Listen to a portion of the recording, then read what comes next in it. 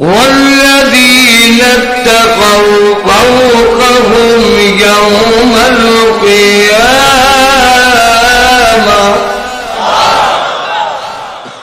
তোমাদের কাছে এদের মূল্যায়ন নাই, কিন্তু আল্লাহর কাছে এই সমস্ত লোকগুলো সুউচ্চ মর্যাদার অধিকার হবে কিয়ামতের দিন। এই জন্য আল্লাহ নবী বলেন, বিলাল কিয়ামতের কঠিন ময়দানে আল্লাহ যেদিন আমাকে বলবেন জান্নাতের গেটটা খুলে দেওয়ার জন্য, কারণ জান্নাতের চাবি থাকবে বিলাল আমি বিশ্ব নবীর হাতে। সব নবীরা জান্নাতের গেইটে গিয়ে ভিড় জমাইছে, জান্নাতে দেখছে, গিয়া দেখে গেট বন্ধ, গেট বন্ধ। হে জান্নাতের প্রহরীরা, গেটটা খুলো, গেটটা খুলো। কে আপনি? কে আপনি? আমি আদম আলাইহিস সালাম, আদম সফিউল্লাহ। ভিতর থেকে জবাব আসছে, অপেক্ষা করুন, বেয়াদবি মাফ করবে। আমার আহ্বান করলেন, দরজা খোলো। কে আপনি? কে আপনি? আমি নূহ নবিউল্লাহ, শরীয়তের প্রথম নবী। বেয়াদবি মাফ করবেন, একটু অপেক্ষা করেন। আবার আওয়াজ দিল, দরজা খোলো। কে আপনি? আমি আল্লাহর পয়গম্বর ইব্রাহিম খলিলুল্লাহ। দরজা খোলো। বেয়াদবি মাফ করবেন, অপেক্ষা করেন। আরেকজন আহ্বান করলো, কে আপনি? আমি মুসা কালিমুল্লাহ। বেয়াদবি মাফ করবেন, অপেক্ষা করবেন।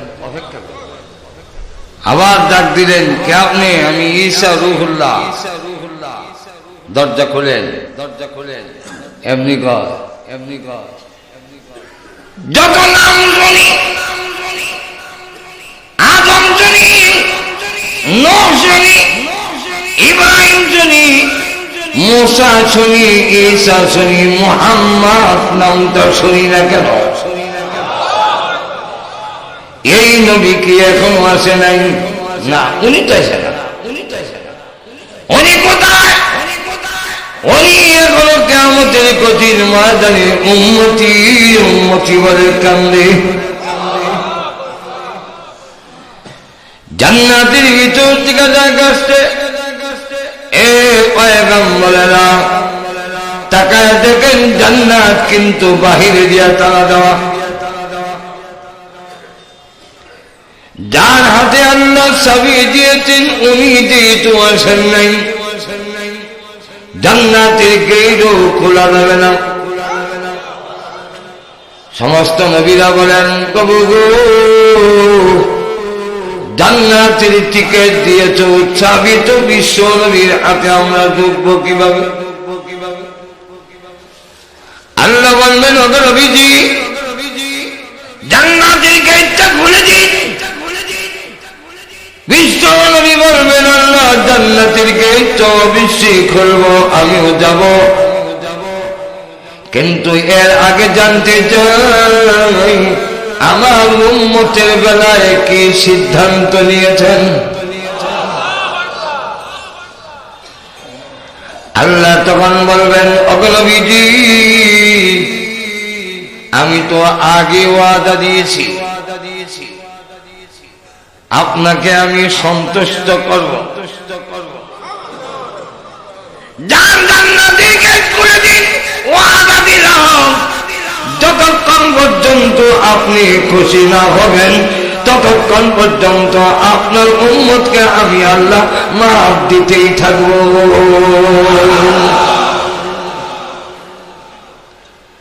নবী বলেন, তখন আমাকে নেওয়ার জন্য সবুজ রঙের একটা উট আনা হবে।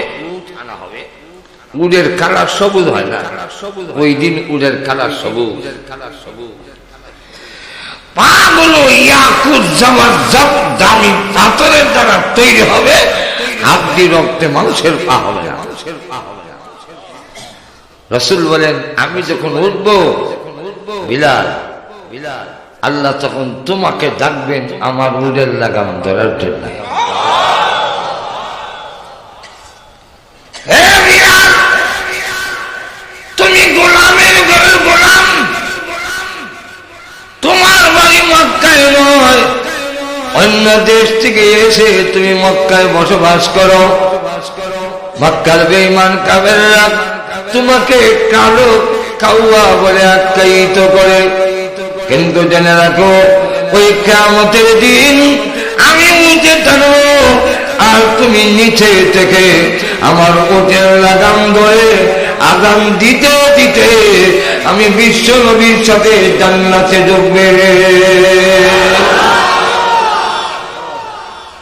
তো তোমাদের কাছে এই লোকগুলোর সম্মান মর্যাদা নেই, কিন্তু আল্লাহর কাছে দাও, আল্লাহর কাছে দাও। এখন ঠিক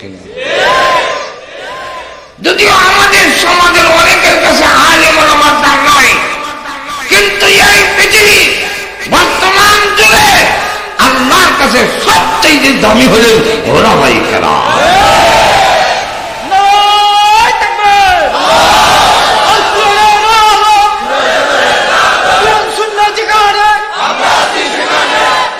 লক্ষ্য করে দেখেন তাদের প্রতি নির্যাতনের স্কিম রোলার চালাই দিল। হযরত বিলাল রাদিয়াল্লাহু আনহুকে ব্যথাঘাত করে আর উনি জোরে জোরে কয় আল্লাহু আহাদ। হযরত আবু বকর সিদ্দিক রাদিয়াল্লাহু আনহু কাছে দিয়া যায়, বলতেছেন বিলাল ঈমানের জন্য তোকে মারবে আর আমি সহ্য করব, এটা কি করে হয় বিলাল? কিন্তু তুই যে আরো জনের গোলাম, আমি যে তোকে সাহায্য করতে পারি না, পরামর্শ তো দিতে পারি। বিলাল আল্লাহু আহাদ এত জোরে কইস না, আমাদের আল্লাহ এমন আল্লাহ আসতে বললেও তিনি শোনেন।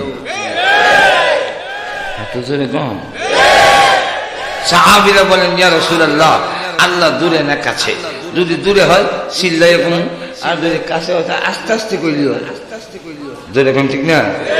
আল্লাহ তখন আয়াত নাযিল করলেন وَإِذَا سَأَلَكَ عِبَادِي عَنِّي فَإِنِّي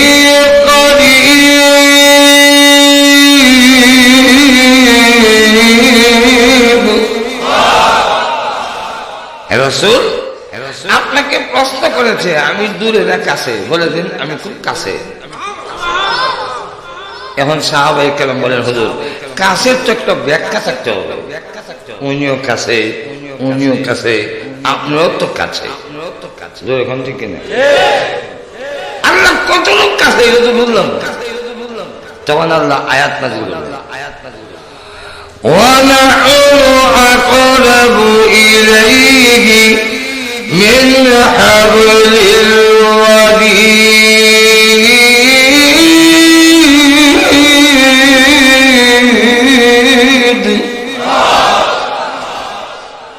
আল্লাহ বলেন রাসূল জানায় দেন তোমাদের শাবকের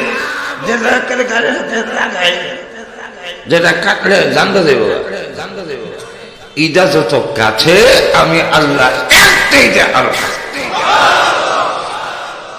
বিলাল জোরে কইস না, কইলে ওরা মারবে,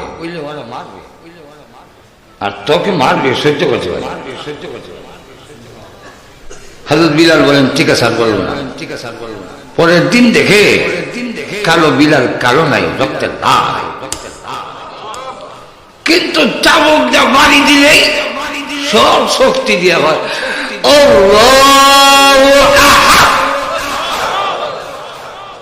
আল্লাহু আবু বকর সিদ্দিক বলেন কালকে না তোরে কইলাম হেরা বহুত্ববাদীর বিশ্বাসী, আর তুই কস আল্লাহ এক। সব যদি নৌকা হয় আর একটা যদি ধানের সেরা হয়, ইদারে দইটা যদি ভিটা হ্যাঁ যদি মাইর খাই ধানের সরা, তুইটা কম দিব না বেশি দিব? যদি সব আবার ধানের সেরা হয়, একটা যদি নৌকা হয় আর ধরে যদি কিলায় আর যদি মাইর খায় নৌকা, ভিজা কম দিব না বেশি দিব? সব যেখানে বহুত্ববাদের বিশ্বাসী, তুই যদি আল্লাহ এক মায়ের আরো বেশি দিবি, কম দরকার নেই, ভিতরে ভিতরে কম। হযরত বিলাল বলেন ঠিক আছে বললো না, ঠিক আছে বললো না। পরের দিন দেখে হযরত বিলালের ঠ্যাং উটের গলার সাথে রশিদে বাইন্ধা টানা হেঁচড়া করে, চামড়া খসে পড়তেছে। যতক্ষণ হুশ থাকে জোরে জোরে আল্লাহু আকবার। আবু বকর সিদ্দিক কয় প্রত্যেক দিন কত বলবি না, আবার ঠিকই কর, তুইও ঘাওড়া কম না, গাড় চালা। কিছু লোক আছে গাড় চালা, মায়ের কাগজ করবি নজর এখন ঠিকই না। হযরত বিলাল বলেন আবু বকর খুশা দিছেন, খুশা দিছেন, এতদিন আপনি বললেন বলবো না কেন? আপনি আমাদের মুরব্বী, সভ্য ছেলের নিয়ম, মুরব্বীর একটা কথা বললে না পারলেও ডাইরেক্ট না করতে চাই। তৃতীয় আমার হিতাকাঙ্ক্ষী, আপনি চাচ্ছেন আমার কল্যাণ, আমি যেন বাইক না খাই। আচ্ছা আপনার কল্যাণ কেন? মাজুর এখন ঠিক নেই। কোন লোক যদি কল্যাণকামী হয় আর আপনাকে পরামর্শ দেয়, পরামর্শটা যদি আপনার মনোভূত না হয়, তথাপি তাকে প্রত্যাখ্যান করে দিয়ে দেয়, সে আপনার ভালো চায়। আর তো জোরে কম, আমরা এই দেশের ভালো চাই, আমরা এই দেশের কল্যাণ চাই, আমরা পরামর্শের একবারে উড়ে হারাই দিয়ে দেয়। এমন লক্ষ্য করে, এই জন্য আমি বলি বলবো না, কিন্তু হেরা ফিরাইলে ঠিকই জুড়ে কই কেন জানে তো কেন? হ্যাঁ ওই বেঈমান কাফেররা যখন আমাকে চাবুক মারে আর আমি যখন আমার আল্লাহর নাম জোরে জোরে জপতে থাকি, তখন এত মজা, এত মধুর লাগে। ওই কাফেরদের নির্যাতনের কষ্ট আমি বিলাল থামাই না।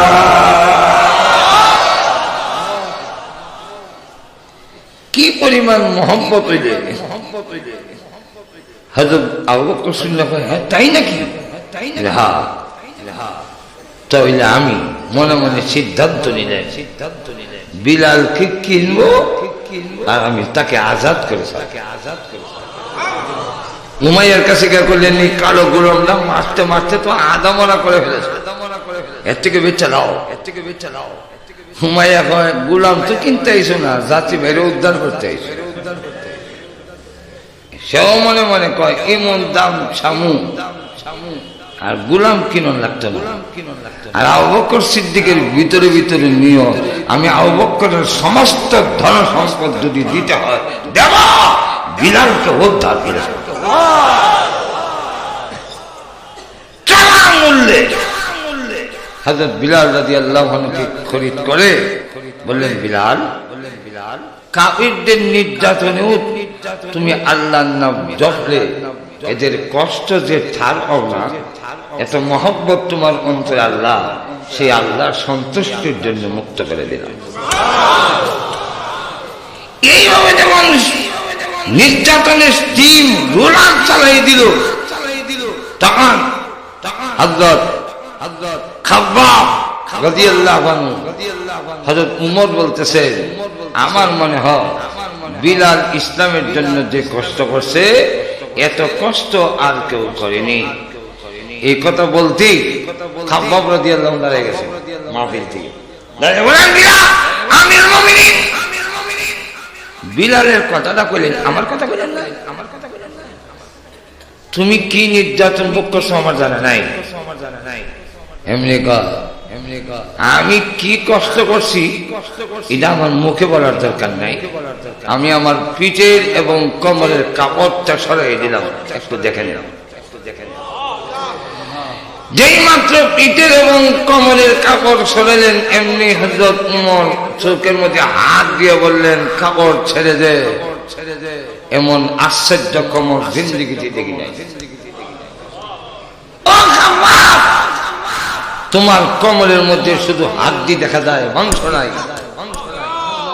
পিঠের মধ্যে বড় বড় গর্ত কিসের যে বিরাট। ইমান আনার অপরাধে ওই কাফেররা, ওই পয়সাওয়ালারা, ওই ক্ষমতার অধিকারী তারা আগুনের আঙ্গের মধ্যে শুয়ে যায়, বুকের মধ্যে ভারী পাথর দিয়া রাখতো, আমি নড়তে পারতাম না। আঙ্গরাগুলোর গরমে চর্বি গলে, গোস্ত গলে, আগুন নিপ্ত, তারা আবার দাঁড়াইতো আর বলতো হয়তো মরবি আর না হয় ইসলাম ধর্মে সারবি। আমি তাদেরকে জানাইতেছি, এইভাবে যদি আমাকে মেরে ফেলো, আল্লাহ যদি পৃথিবীতে আবার পাঠায়, আবারও তোমরা ধরে এইভাবে নির্যাতন করো, আবারও আল্লাহ পাঠায়, এইভাবে শতবার যদি মানানো হয়, এক মুহূর্তের জন্য ঈমান হারা হবে না। আলহামদুলিল্লাহ নাহমাদুহু ওয়া নাস্তাঈনুহু ونستغفره ونؤمن به ونتوكل عليه ونعوذ بالله من شرور أنفسنا ومن سيئات أعمالنا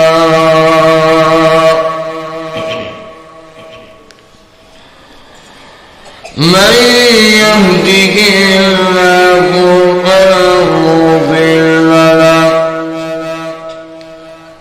ومن يضلله فلا هادي له ونشهد أن لا إله إلا الله وحده لا شريك له ونشهد أن سيدنا وسندنا وحبيبنا ومولانا محمدا عبده ورسوله الذي أرسل إلى الناس كافة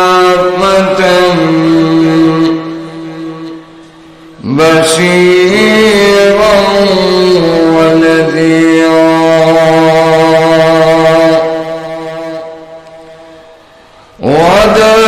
وداعيا إلى الله بإذنه وسراجا منيرا أما بعد فقد قال الله تعالى في كلامه المجيد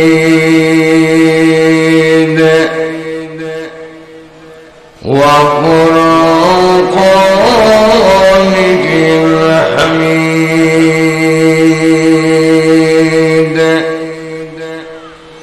أعوذ بالله من الشيطان الرجيم بسم الله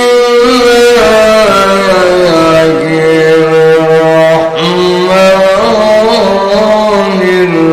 الرحيم ألف لام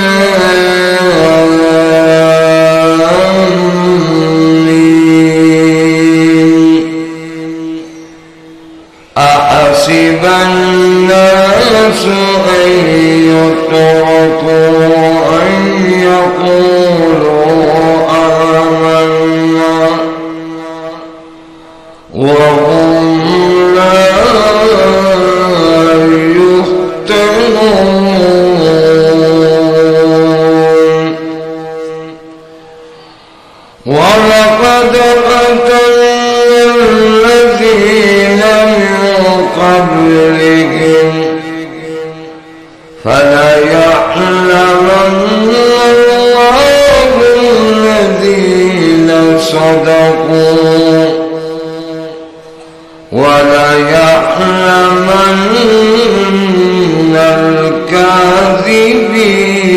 الكاذبين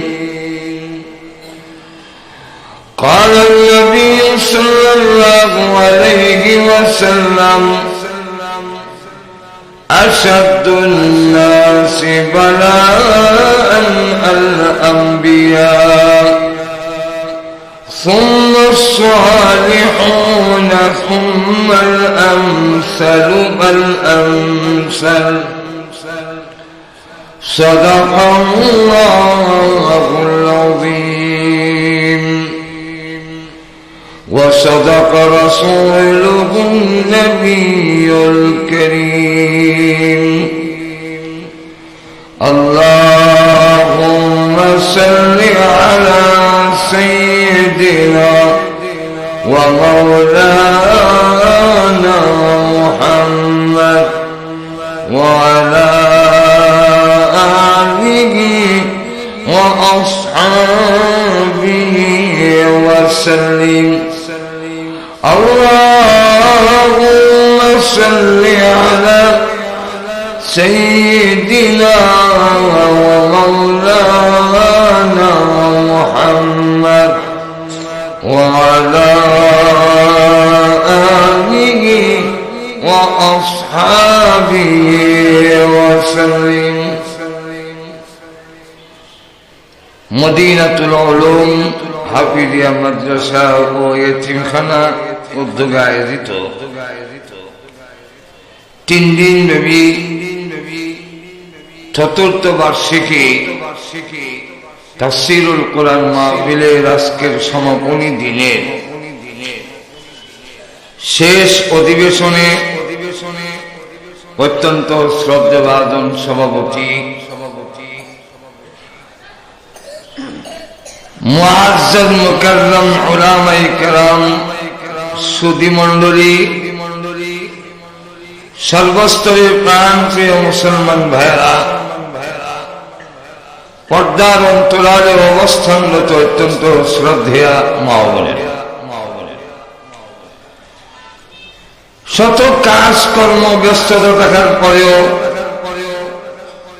তাফসীরুল কোরআন মাহফিলে আমাদেরকে হাজির হওয়ার অংশগ্রহণ করার তৌফিকটুকুন যিনি দিয়েছেন সেই মহান আল্লাহ পাকের আলিশান দরবারে অন্তরের অন্তঃকরণ থেকে শ্রদ্ধা জড়িত কণ্ঠে শুকর আদায় করছি আলহামদুলিল্লাহ। যেহেতু তাফসীরুল কোরআন মাহফিল, এই জন্য এলোহাতারি আলোচনা করার কোন সুযোগ নাই। তাই সূরাতুল আনকাবুতের কয়েকটা আয়াতে কারিমা তেলাওয়াত করেছি। এই সূরাটার নাম সূরাতুল শব্দের অর্থ হলো টুকরা, খণ্ড, অংশকে আরবিতে বলা হয় সূরাতুল। এটা এর এক অর্থ, আরো অনেক অর্থ আছে। কোরআন শরীফের 114টা তাফসীরে রুহুল মাআনি এবং ইবনে কাসিরের মতামতে 114টা সূরা আছে, টুকরা আছে, খণ্ড আছে, অংশ আছে। এর মধ্যে একটা অংশের নাম আনকাবুত। আনকাবুত মানে মাকড়সা। মাকড়সা এমন কি কাজ করলো যার নামে কোরআন শরীফের সূরার নাম।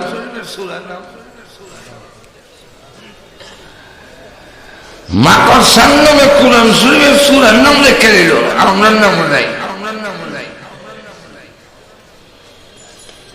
এই সূরার মাকড়সার নামে কেন নামকরণ করা হইল? আল্লাহ পাক এই সূরার মধ্যে মাকড়সার ঘরের কথা তুলে ধরছে। প্রত্যেকটা প্রাণী ঘর বানায়,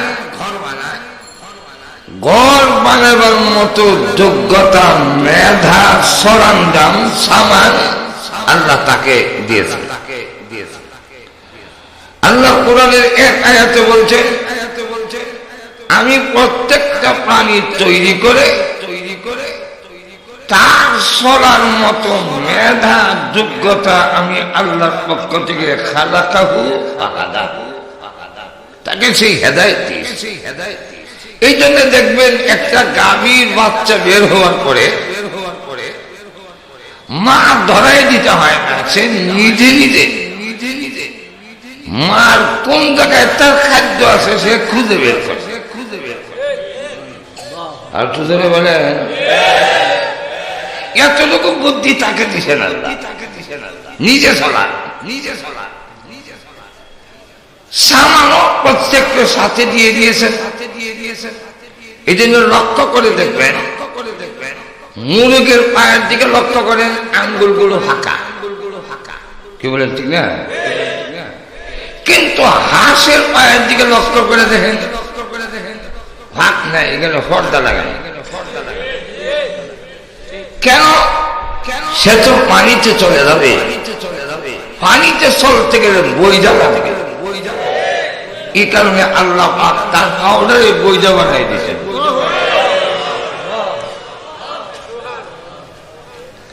প্রত্যেকটা পানি বাবুই পাখিকে তাল গাছের পাতায় ঘর বানাইবার মেধা দিছেন। আবার কি সুন্দর ঘর বানালেন, একটা পাতার ভিতরে আরেকটা পাতা কি করলো কৌশলে ঢুকাইল। হ্যাঁ, কিন্তু ইঞ্জিনিয়ারিং কারিগরি বিদ্যায় কোনো হর্ষেও না। এরপরে আবার দেখবেন একটু বাড়তি জায়গা আছে গম্বুজের মতো। এটা কেন? এটা হলো বৌরিয়া থাকার জন্য আলাদা রুম। আবার একটা লিন্টার দেওয়া আছে দুই দিক থেকে, এটা হলো তার রেস্ট হাউস। ভিতরে গরম লাগলে এখানে বাহিরে মুক্ত বাতাস খায়। তার ঘরের ভিতরে ইলেকট্রিসিটি ফিট করে রাখছে, সেটা কিন্তু তবদা লাগছে। পল্লী বিদ্যুৎ নয়, ঘন্টার লোডশেডিং হবে। সে একটু ঘরের মধ্যে কাদা এনে রাখে, তারপরে এক জাতীয় পোকা আছে যার নাম জোনাকি হোক, ওইটাকে ধরে আনে। জোনাকি হোকের সুইচ তৈল মুখে, বাল হইল মুখ থেকে নিভায় জ্বালায়, অফ অন মুখ থেকে করে জলে ভিজে। এই পোকাটাকে ধরে এনে তার মাথাটা কাদার ভিতরে ঢুকায় দেয়, তখন আর সুইচ অফ করতে পারে না। বাবুই পাখি কয় ইলেকট্রিসিটি বাড়তে ধরে যাবে। মাকড়সা দেখেন, সে ঘর বানায় যার মূলে সুতার জন্য গাজীপুর টাউন জয়দেবপুর বাজারে যেতে হয় না, টঙ্গিও যেতে হয় না, টেক্সটাইল মিল পেটের ভিতরে। কিন্তু আপনি যদি এটাকে দুই ভাগ করেন, এক ইঞ্চি সুতা হবেন না। কিন্তু সে যখন ঘর বানায় তখন হাসা পোক আর হাসোয়া পোক বেরিয়ে যায়। আর একটু জোরে বলে যাক, আর সামনের দিকে যাবো না, লম্বা হয়ে যাবে। এখন লক্ষ্য করেন, কারণ যদি ইগানি বলতে যাই আজকে তফসির আনকাবুতের মধ্যে হয়ে যাবে। এখন লক্ষ্য করেন, এই মাকড়সা ঘর বানায় ইত্তাখাযাল বাইতান ওয়া ইন্না আওহানাল বাইত লাবাইতুল আনকাবুত। আল্লাহ রাব্বুল আলামিন বলেন, সে ঘর বানায়, কিন্তু পৃথিবীতে যত ঘর আছে, যতগুলো প্রাণী ঘর বানায়, এর মধ্যে সবচেয়ে দুর্বল ঘর হলো মাকড়সার ঘর। একটু আসতে বললেন, মাকড়সার ঘর বাতাস আসলে ভেঙে চলেছে। আপনি ঘরে যদি মাকড়সা ঘর বানায়, ঝাড়ু দিয়ে বাড়ি দিলে এর অস্তিত্ব থাকে না। আর তো যদি বলেন তো বেঈমান কাফেররা কয় আল্লাহর কিতাব নাই না? হ্যাঁ, তুই মাকড়, মশা, মাছি এগুলোর দৃষ্টান্ত আল্লাহ আনেন কেন? আল্লাহ যেমন মহান, এক্সাম্পল উদাহরণ তো আনবেন মহান। এইদের নির্বোধের কথা, দৃষ্টান্ত দিবে। আপনি যাদেরকে বুঝাইবেন তাদের বুঝের সাথে মিলাইয়া উপমা, উদাহরণ, দৃষ্টান্ত, মিশাল দিতে হবে। যিনি দিবেন তার মেজার সাথে দিলে শ্রোতা বুঝবে না। ঘুমাই গেছেন নাকি? কিন্তু হা না পেয়ে, যিনি উদাহরণ দিবেন ওনার মেধা আকলের সাথে, বুদ্ধির সাথে যদি মিলে উদাহরণ দেয়, শ্রোতারা নাও বুঝতে পারে। সুতরাং আপনি উদাহরণ দিতে হবে, মিসাল দিতে হবে, এক্সাম্পল উদাহরণ দিতে হবে। এই তোমরা আরো যারা যারা বিদায় জায়গা হইতেছে না, কটকান হলে উঠতে যাও, এখন যাবো পরে একজন উঠবা, আমার মন দেবে ওই দিকে, যাও সব ছুটি যাও।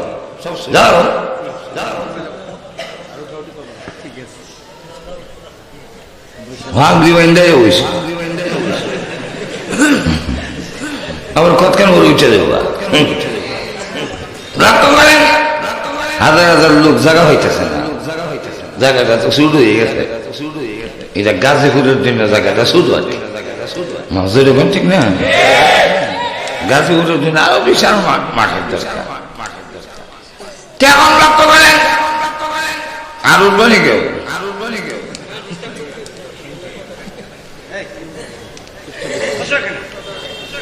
বসে বসো, কান্দে যা গেলে যাবো এখন ছুটি। কারণ যাদেরকে নিয়ে সামনে কথা বলবো এগুলো যদি ডিস্টার্ব হয়, তো বক্তার জবান দেওয়া যেই কথা আল্লাহ বের করার কথা ছিল সেটাও শেষ হয়ে গেছে।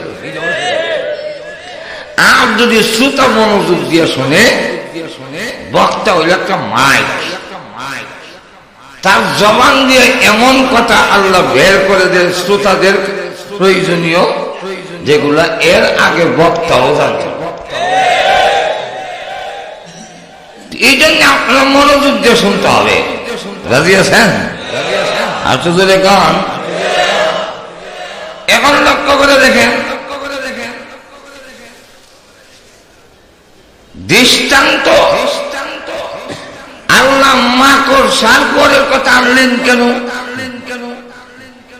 আনার কারণ হইল মাকড় সার ঘর যে দুর্বল, এটা যেমনি ভাবে উপযুক্ত বয়সের লোকেরা বোঝে, ঠিক তেমনি ভাবে অপ্রাপ্ত শুরু বাচ্চারাও বোঝে মাকড়সার ঘর দুর্বল।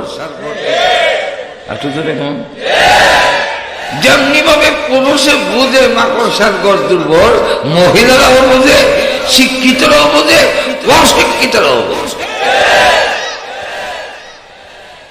আল্লাহ পাক যেহেতু মানুষকে বুঝাইতে থাকে, এই জন্য এমন এক্সাম্পল উদাহরণ আনলেন যাতে সরকারও বুঝতে পারে, দেশের জনগণও বুঝতে পারে, বড় আলেমে বুঝতে পারে যে আলেম না তাও বুঝতে পারে, ডক্টর বুদ্ধিজীবী জ্ঞানী যারা তারাও বুঝবে যে সরসরায় বসে না, হেও বুঝবে। আচ্ছা দেখুন, মাকড়সার ঘর খুব দুর্বল,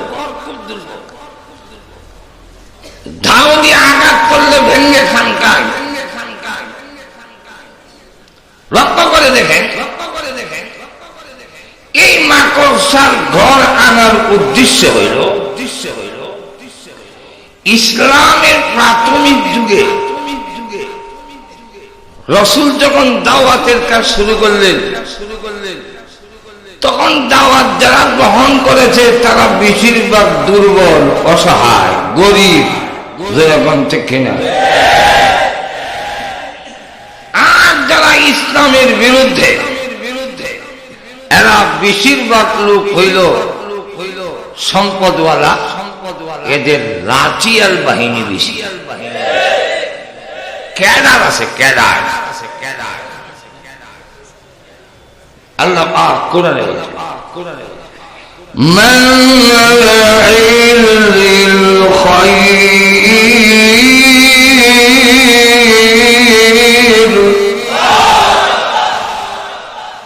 মান্নাইল লিল খায়র। খায়রের এখানে একটা অর্থ হলো লা ইলাহা ইল্লাল্লাহ। লা ইলাহা ইল্লাল্লাহ দাওয়াতের কাজে বাধা প্রদানকারী যারা, এরা দুইটা গুণ আল্লাহ উল্লেখ করছেন। আল্লাহ বলেন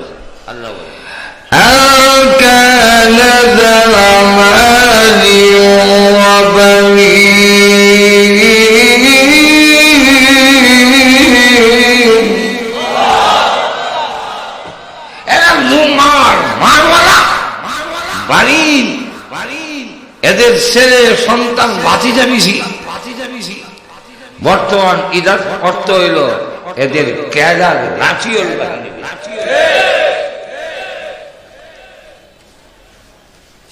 যাদের হাতে ক্ষমতা তারা ইসলামের বিরুদ্ধে, যারা ধন সম্পদ তারা ইসলামের বিরুদ্ধে, আর যাদের ধন নাই এরা হইল ইসলামের পক্ষে। আর তাদের ধারণা হইল الذي جمع مالا وعدده يحسب أن ماله أخلده মাল জমায় আর করে হিসাব করে লাভের লাভ, লাভের লাভ। এখন ঠিক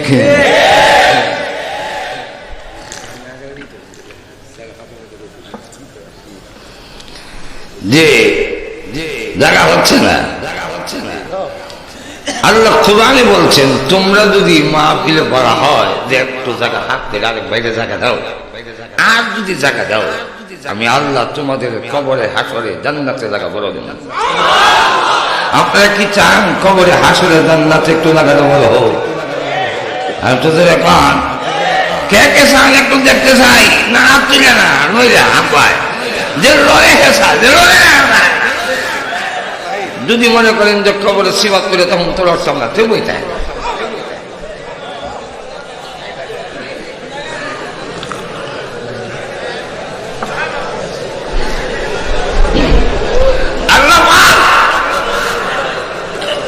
উল্লেখ করেছেন আল্লাযী জামা মালান, মাল জমা করে, ও আদাদা হিসাব করে। হ্যাঁ, বড় লোকরা বলে 5 কোটি 7 কোটি 10 কোটি, রাত দিন খালি এই চিন্তা ওই মাথা, খালি কেমনে টাকা বানাবে। আর তাদের ধারণা আমার এই শক্তি যাবে না। মাজুর এখন ঠিক কিনা আমার ধন সম্পদ চিরস্থায়ী। আল্লাযী জামা মালাহু ওয়া আদ্দাদা ইয়াহসাবু আন্না মালাহু আখলাদা। এরা মনে করে তাদের এই ক্ষমতা রাশির জোর, তার এই ধন সম্পদ এটা মনে হয় জীবন হইত না।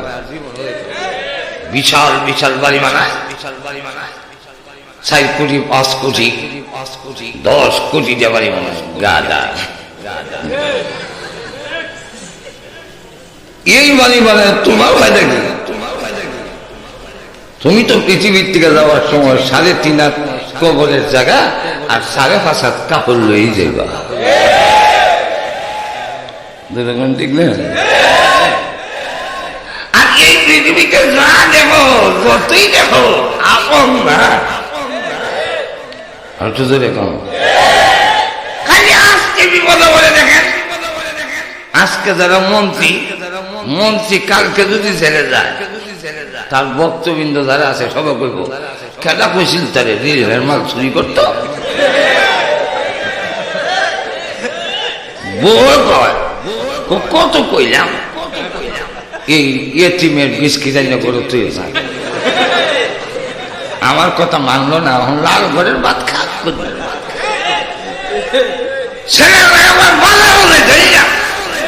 তারপরে জন্ম এমন কলঙ্ক মাইছে সুরের হুট কয় মাজুর এখন থেকে আল্লাহ আল্লাহ আর মরার পরে তো কেউ সাথী হবেই না, মাজুর এখন ঠিক না। ছোট সময় এক ওয়াজে গেছিলাম থেকে দিয়ে এক হুজুরে ওয়াজে টান দিছে, ঠান্ডা খাওয়া দিছে কিতাব হচ্ছে কমু এ দুনিয়া যতই দেখো আপনা, এ দুনিয়া যতই দেখো আপনা, মজা গে সবই হবে বেগানা।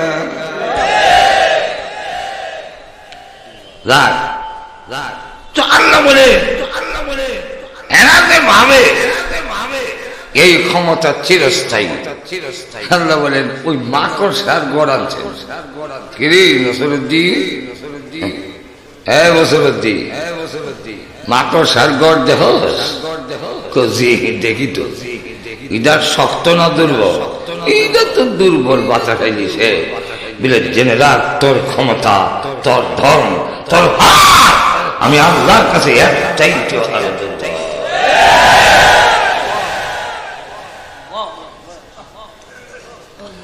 তাই এই ক্ষমতার উপরে, ক্ষমতার দাপটে এইদিকে রসুলের ডাকে যারা জবাব দিচ্ছেন তারা নিরীহ গোলামের ঘরের গোলাম। বাড়ি ওই দেশে না, আমাদের দেশে। এক দেশ থেকে আরেক দেশে বাড়ি করলে ব্রাহ্মণবাড়িয়ার ভাষায় তারা বাজাই না। আমাদের গাজীপুর কি করে জানি না, বিদেশে না, বিদেশে অত শুদ্ধ বলে না, দেশের ভাষায় করে বিদেশের গড়ের বিদেশে মাঝের এখন ঠিক না। এর মধ্যে আবার কেউ আছে ধন নাই, পুরুষ সম্পদ নাই, আমরা লাগান আর কি।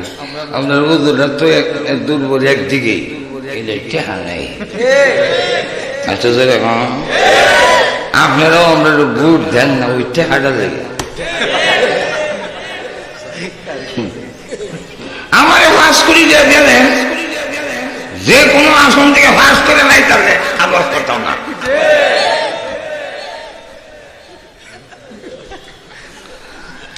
এখন লক্ষ্য করে এগুলো আমাদের ব্যাপার না।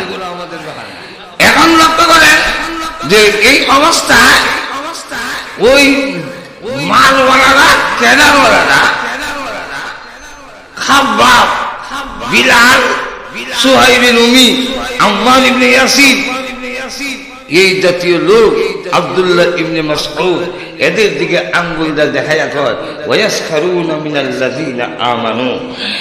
এই সমস্ত লোকেরা ইসলাম কায়েম করবে। কমে গেছেন নাকি? এই বিলাল, খাব্বাব, সুহাইব রুমি, আব্দুল্লাহ ইবনে মাসউদ যাদের ধাক্কা দিল হয়ে যা, এদের কি নাম আছে? আল্লাহ তার জবাব দিয়েছেন। والذين اتقوا فوقهم يوم القيامة।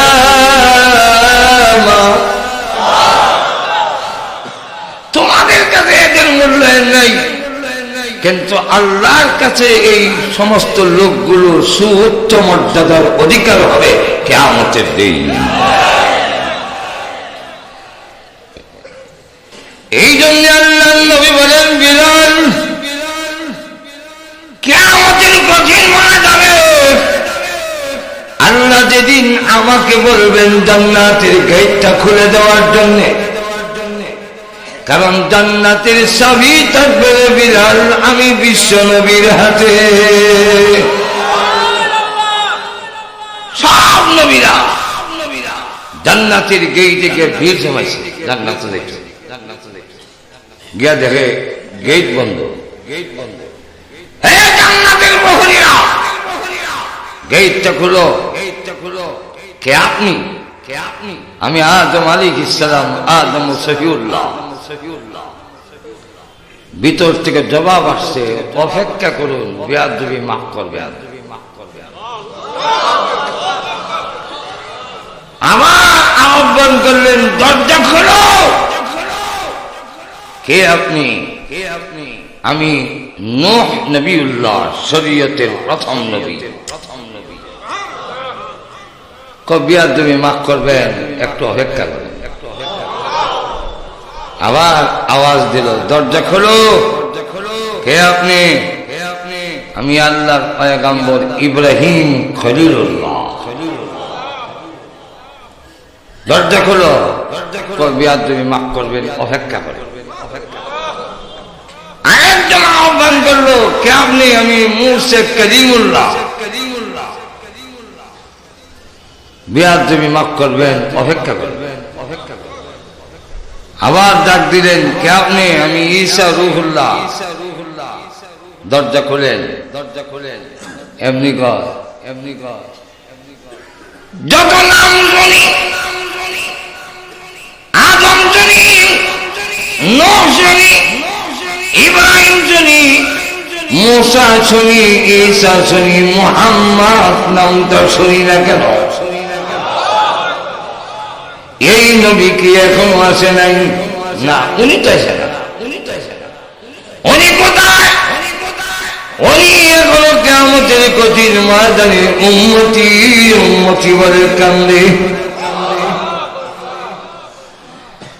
জান্নাতের ভিতর থেকে জায়গা আসছে, এ পয়গম্বরেরা তাকায় দেখেন জান্নাত কিন্তু বাহিরে দিয়া তালা দেওয়া। যার হাতে আল্লাহ চাবি দিয়েছেন উনি যেহেতু আসেন নাই, জান্নাতের গেটও খোলা যাবে না।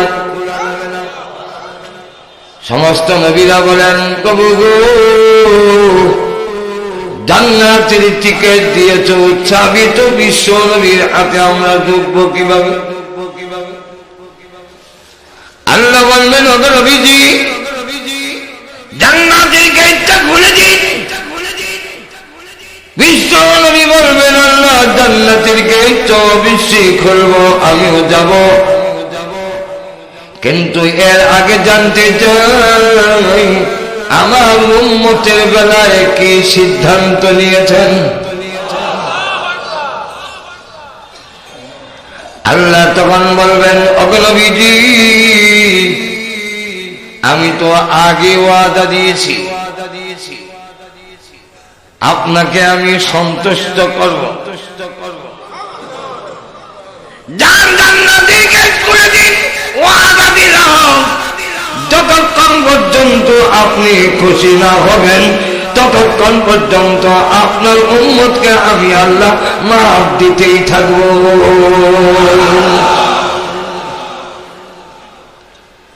নবী বলেন, তখন আমাকে নেওয়ার জন্য সবুজ রঙের একটা উট আনা হবে। উটের কালার সবুজ হয় না, ওই দিন উটের কালার সবুজ।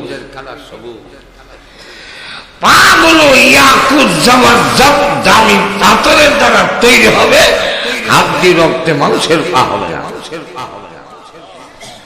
রাসূল বলেন, আমি যখন উঠবো বিলাল, আল্লাহ তখন তোমাকে ডাকবেন আমার উটের লাগাম ধরার জন্য।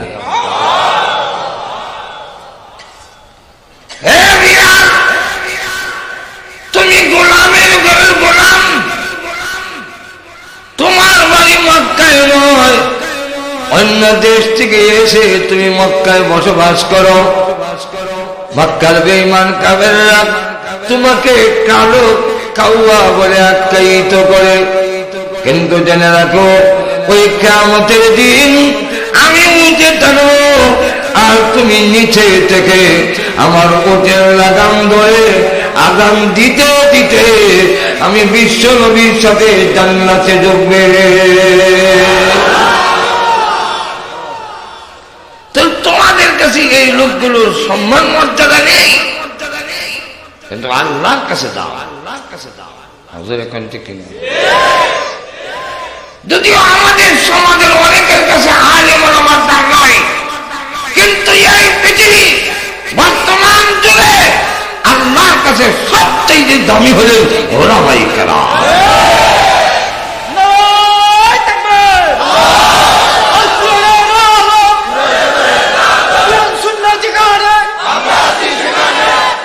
লক্ষ্য করে দেখেন তাদের প্রতি নির্যাতনের স্কিম রোলার চালাই দিল। হযরত বিলাল রাদিয়াল্লাহু আনহুকে ব্যথাঘাত করে আর উনি জোরে জোরে কয় আল্লাহু আহাদ। হযরত আবু বকর সিদ্দিক রাদিয়াল্লাহু আনহু কাছে দিয়া যায়, বলতেছেন বিলাল ঈমানের জন্য তোকে মারবে আর আমি সহ্য করব। এটা কি করে হয় বিলাল? কিন্তু তুই যে আরেকজনের গোলাম, আমি যে তোকে সাহায্য করতে পারি না, পরামর্শ তো দিতে পারি। বিলাল আল্লাহু আহাদ এত জোরে কইস না। আমাদের আল্লাহ এমন আল্লাহ, আসতে বললেও তিনি শোনেন। সাহাবীরা বলেন ইয়া রাসূলুল্লাহ, আল্লাহ দূরে না কাছে? যদি দূরে হয় চিল্লাই কম, আর যদি কাছে হয় আস্তে আস্তে কইলিও। দূরে কম ঠিক না? আল্লাহ তখন আয়াত নাযিল করলেন, وَإِذَا سَأَلَكَ عِبَادِي عَنِّي فَإِنِّي قَرِيبٌ।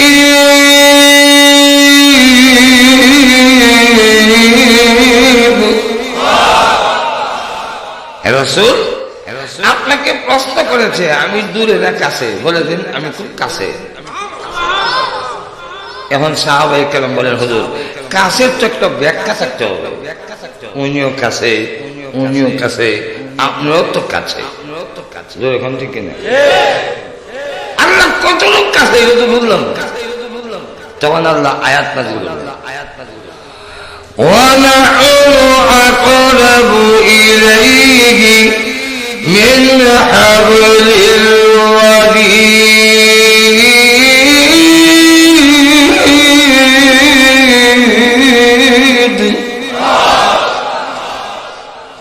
আল্লাহ বলেন রাসূল জানায় দেন তোমাদের সাহাবদের যেটা কাটলে জানতে দেব, ইদা যত কাছে আমি আল্লাহ একটাই যে আল্লাহ। বিলাল জোরে কইস না, কইলে ওরা মারবে, আর তোকে মারবে সহ্য করতে পারবে। হযরত বিলাল বলেন ঠিক আছে আর বলবো না। পরের দিন দেখে কালো বিলাল কালো নাই, রক্তের দাগ। কিন্তু চাবুক যা বাড়ি দিলেই সব শক্তি দিয়া হয় আল্লাহু আহাদ। হযরত আবু বকর সিদ্দিক বলেন কালকে না তোরে কইলাম হেরা বহুত্ববাদীর বিশ্বাসী, আর তুই কস আল্লাহ এক। সব যদি নৌকা হয় আর একটা যদি ধানের সেরা হয়, ইদের দইটা যদি ভিটায়, হ্যাঁ যদি মাইর খাই ধানের সেরা, তুইটা কম দিব না বেশি দিব? যদি সব আবার ধানের সেরা হয়, একটা যদি নৌকা হয় আর দইটা যদি কিলায়, আর যদি মাইর খাই নৌকা, ভিটা কম দিব না বেশি দিব? সব যেখানে বহুত্ববাদের বিশ্বাসী, তুই যদি আল্লাহ এক মায়ের আরো বেশি দিব, কম দরকার নাই, ভিতরে ভিতরে কথা। হযরত বিলাল বলেন ঠিক আছে বলবো না। পরের দিন দেখে হযরত বিলালের ঠ্যাং উটের গলার সাথে রশিদা বাইন্ধা থানা হাসরা করে, চামড়া খসে পড়তেছে। যতক্ষণ হুশ থাকে জোরে জোরে আল্লাহু আহাদ। আবু বকর সিদ্দিক কয় প্রত্যেক দিন কর বলবি না, আবার ঠিকই কর, তুইও ঘাওড়া কম না, গাঢ় তারা। কিছু লোক আছে গাঢ় তারা, মায়ের কাগজ করবো নজর এখন ঠিক না। হযরত বিলাল বলেন আবু বকর কুসা দিছেন, এতদিন আপনি বললে আমি বলবো না কেন? আপনি আমাদের মুরব্বী, সভ্য ছেলের নিয়ম মুরব্বীর একটা কথা বললে না পারলো ডাইরেক্ট না করতে চায়। তৃতীয় আমার হিতাকাঙ্ক্ষী, আপনি চাচ্ছেন আমার কল্যাণ, আমি যেন মাইন না খাই। আচ্ছা, আপনার কল্যাণ কেন? মাজুর এখন ঠিক কিনা? কোন লোক যদি কল্যাণকারী হয় আর আপনাকে পরামর্শ দেয়, পরামর্শটা যদি আপনার মনোভূত না হয়, তথাপি তাকে প্রত্যাখ্যান করে দিয়ে দেয়, সে আপনার ভালো চায়। আর তো জোরে কম, আমরা এই দেশের ভালো চাই, আমরা এই দেশের কল্যাণ চাই। আমরা পরামর্শ একবারে উড়ে হলাই দিয়ে দেয়।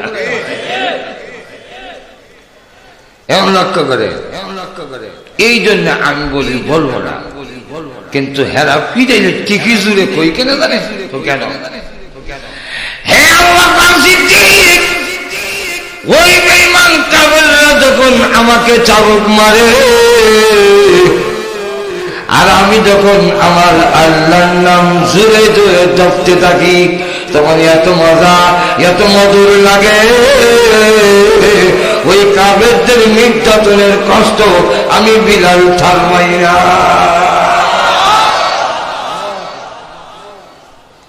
কি পরিমাণ মহব্বত হইলে হযরত আবু বকর শুনলে, হ্যাঁ তাই নাকি? হ্যাঁ, তাহলে আমি মনে মনে সিদ্ধান্ত নিলেন, বিলালকে কিনবো আর আমি তাকে আজাদ করে উমাইয়ার কাছে গিয়ে করলেন, এই কালো গোলামটা মারতে মারতে তো আদা মরা করে ফেলেছে, এর থেকে বেচা দাও। উমাইয়া কয়, গোলাম তো কিনতে আইসো না, জাতি বাইরে উদ্ধার করতে আইসো। সেও মনে মনে কয়, এমন দাম সামু আর গোলাম কিনন লাগতো না। আর আবু বকর সিদ্দিকের ভিতরে ভিতরে নিয়ে আমি আবু বকরের সমস্ত ধন সম্পদ যদি দিতে হয় দেব, বিলালকে উদ্ধার করে চলা মূল্যে হযরত বিলাল রাদিয়াল্লাহু আনহুকে খরিদ করে বললেন, বিলাল কাফিরদের নির্যাতনেও তুমি আল্লাহর নাম জপলে এদের কষ্ট যে ঠার পাও না, এত মহব্বত তোমার অন্তরে আল্লাহ, সেই আল্লাহর সন্তুষ্টির জন্য মুক্ত করে দিলাম।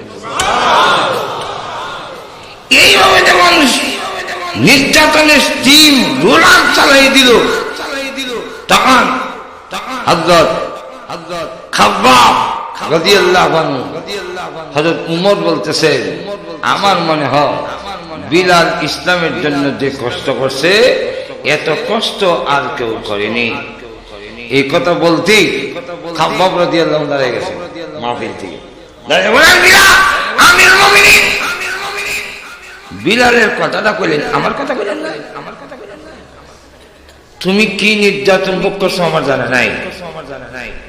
এমনি আমি কি কষ্ট করছি এটা আমার মুখে বলার দরকার নাই, আমি আমার পিঠের এবং কোমরের কাপড়টা সরাই দিলাম, একটু দেখে নিলাম। যেই মাত্র পিঠের এবং কোমরের কাপড় সরালেন, এমনি হযরত উমর চোখের মধ্যে হাত দিয়ে বললেন, কাপড় ছেড়ে দে। এমন আশ্চর্য কোমর জিন্দেগিতে দেখি নাই। তোমার কোমরের মধ্যে শুধু হাত দিয়ে দেখা যায়, মাংস নাই, পিঠের মধ্যে বড় বড় গর্ত কিসের বিরাট। ঈমান আনার অপরাধে ওই কাফেররা, ওই পয়সাওয়ালারা, ওই ক্ষমতার অধিকারী তারা আগুনের আঙ্গের মধ্যে শুয়ে যায়, বুকের মধ্যে ভারী পাথর দিয়া রাখতো, আমি নড়তে পারতাম না। আঙ্গরাগুলো গরমে চর্বি গলে, গোস্ত গলে, আগুন নিপত, তারা আবার দাঁড়াইতো আর বলতো, হয়তো মরবি আর না হয় ইসলাম ধর্মে সারবি।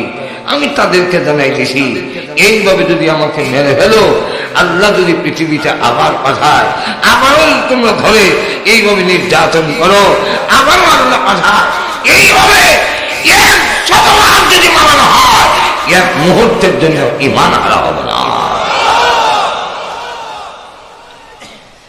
আমরা যত সহজে ইমান পাইছি, ইসলাম পাইছি, এত সহজে ইমান ইসলাম আসে নাই। আমরা খুব সহজে পাইছি তো, এই জন্য আমরা এটার দাম নাই। শ্বশুর বাড়ির সালামি মতো হয়ে গেছে। একবেলা 2000 টাকা দামের চাদর দিয়া 10 টাকা দামের নাগরা জুতা মুছতেছে। তো আরেকজন জিজ্ঞাসা করলো, ভাই তোমার মাথা কি ঠিক আছে? হ্যাঁ ঠিক আছে। এত দামের চাদর দিয়া 10 টাকা দামের জুতা মুছা? সে চাদর যতই দাম হোক, এটা শ্বশুর বাড়ির সালামি দিয়েছে। আর জুতা যদিও 10 টাকা দামে, কিন্তু এই জুতা মালিক একটা রুজি করে জুতাটি কিনছি। জুতার দিকে চাইলেই মালিক চোখরে মাথা নিয়ে যাইবার সমাজে কমরে জিরহি মাসির এই কথাই আদায় যায়। জোরে খানছি না?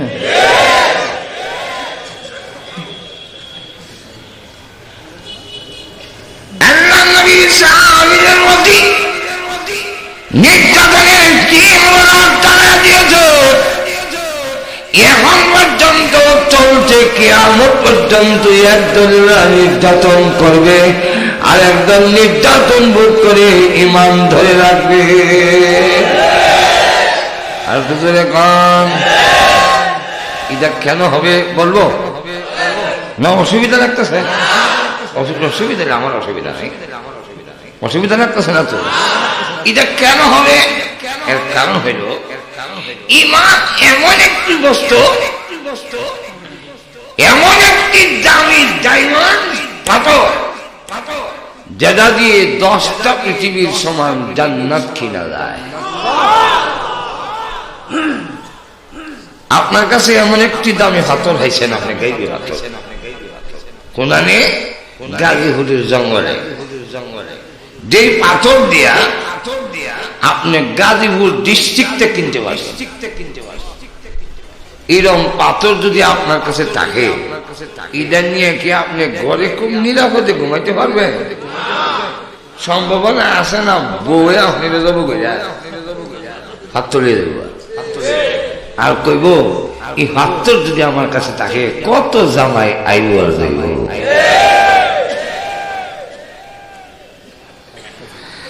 সম্ভাবনা আছে আপনার ছেলে আপনাকে দেবো করে ফেলবে, আপনার মেয়ে আপনাকে দেবো করে ফেলবে।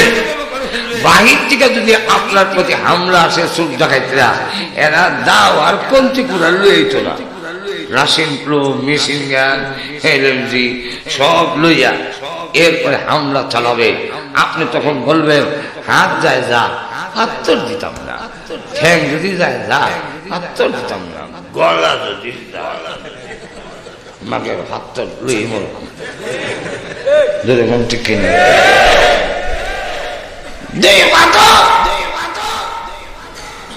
শুধু কাজী মর্জিরা কিনা যাবে। এটা রাখলে যদি এত বড় বিপদ হয়, তাহলে যেই ডায়মন্ড দিয়ে 10টা পৃথিবীর সমান জান্নাত কিনবেন, এটা আপনার কাছে আছে, কোন নির্যাতন হবে না। আর নির্যাতন হয়েছে, হচ্ছে, হবে, যেরকম দেখে না। আর ইমানদারদের দেখা দিয়েছে, প্রয়োজন বোধে হাত যায় যা, ঠ্যাং যায় যা, মাথা যায় যা, বউ যায় যা, ছেলে যায় যা, মা যায় যা, বাপ যায় যা, পৃথিবী যায় যা, জান যায় যা, তথাপি ইমান এক মুহূর্তের জন্য ছাড়ব না।